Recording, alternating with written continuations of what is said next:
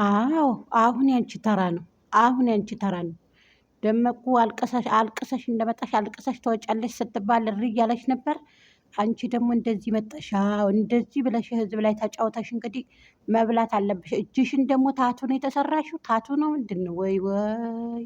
አዎ ይሄንን የፈረስ ጭራ ለብሰሽ እንደዚህ አንቺ ልብሶትም እንዴት ነው ልብሶት? ልብሶት ራሱ ኧረ ተው መሪ ተው ተው፣ እንደዚህ በዚህ ቀስ ይበሉ። ምን ነው ነው? እኛ ራሱ እኮ ሰውን እኮ እሳቸውን እኮ አናህልም እኮ ድምጻችን ብቻ እንጂ ትልቁ እኮ እንዴ!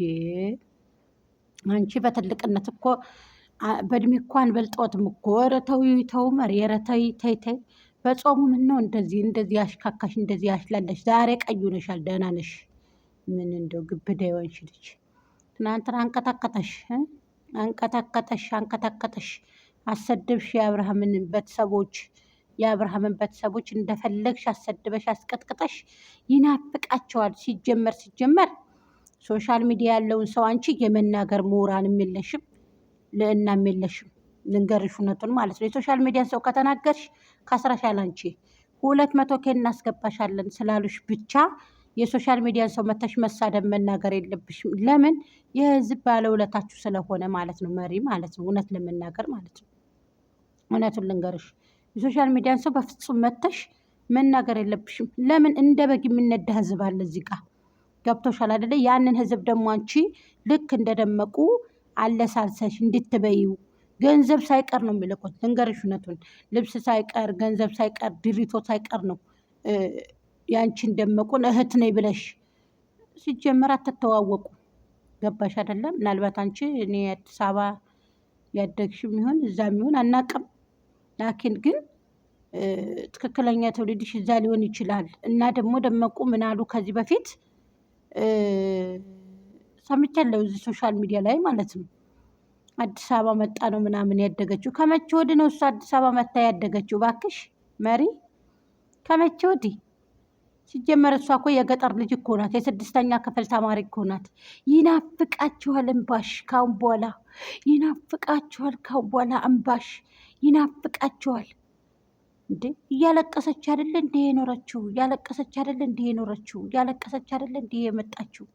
ለምን አልቀረብሽም? የደመቁት ተንቀጠቀጥሽ። 200K እናስገባሻለን። በዛ ላይ ደግሞ ትንሽ ብር ቦጭቅ አረጉልሽ። ግቢበት ነገሩን በቃ በያቸው። ቂጥ ቢወድል ፈሳያድን ይረመርሙሻል። ሀቢብቲ ያንቺ ቂጥ ቢወድል እኮ ምንም የሚያመጣው ነገር የለውም። ገባሽ አይደለ? ይረገጡሻል። ወንድ ልጅ እንደዚህ በቃ እኔ ነኝ አራዳ እኔ ነኝ። ኧረ ተይ ተይ፣ ጉረኝነት አይጠቅምም። ዳኔን እንኳ ራሱ እኮ አስተንፍሰውታል እኮ የጋሽዬ ልጆች። አላየሽም እንዴ? ጉታጀሮች ለዚህ አይቻልም። ሀቢብቲ ይደፉሻል ማለት ነው። ላኪን ግን እኔ አንቺን ያመጣሽ ጠንቅቀን ስለምናቅ እዚህ ህዝብ ላይ ደግሞ አንቺ ልታላግጭበት አይገባሽም። ላኪን ልትሰርቢው አይገባሽም። እንደ ብሩኬ እሳደባለሁ ካልሽ መሀል ሀገር ነው የምትቀሪው። ትከስሪያለሽ። ገባሻ? ወላሂ ትከስሪያለሽ።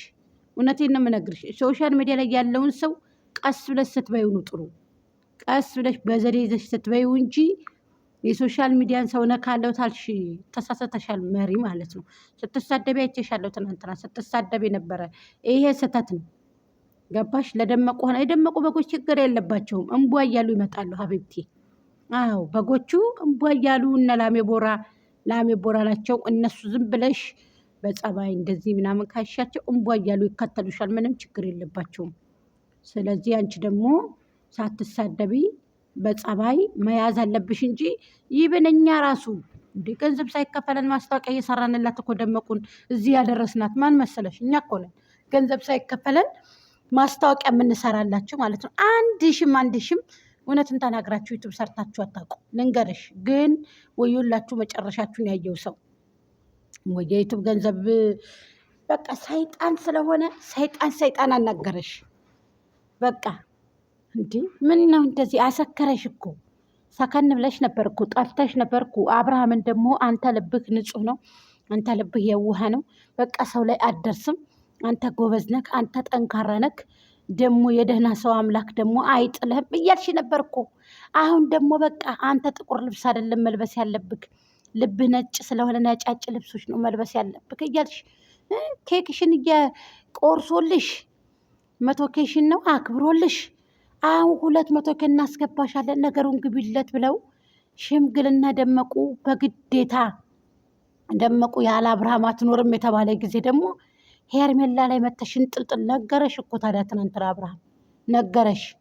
እኔን ወክለሽ ራሽን ወክለሽ ተናገር እንጂ ሄርሜላን ወክለሽ እንድትናገረት አልፈልግም ብሎ በህዝብ ፊት አወርደሽ ገባሽ። ገና ያዋርድሻል ተነካሹ ማለት ነው። ቡዜ ጋር ደግሞ ክርክር ደግሞ ቃጢበት ታቀምሰሻለች። እሷም የዛሬው ደግሞ የቁር ነው። ወደ ልብሲቱ ትንሽ ከፍ ባለች ወደ ላይ አይሻልሽም? ደመቁ ሰታሽ ነው ነገሩ። ደመቁ ሆዷ ሂዷል ነገሩ። በሰላም እንድትገለገል አንድ ላይ ሆነሽ ጨብጨብ ማድረግ ነው እንጂ በሰላም እንድወልድልሽ እዚህ እየመጣሽ ይሄን ህዝብ መርገጥ እረገጣለሁ ታልሽ ትረገጫለሽ። ይሄ ህዝብ አይጥላሽ እናትዬ፣ የኢትዮጵያ ህዝብ አይጥላሽ። ገባሽ አይደለ? ደመቁ ደግሞ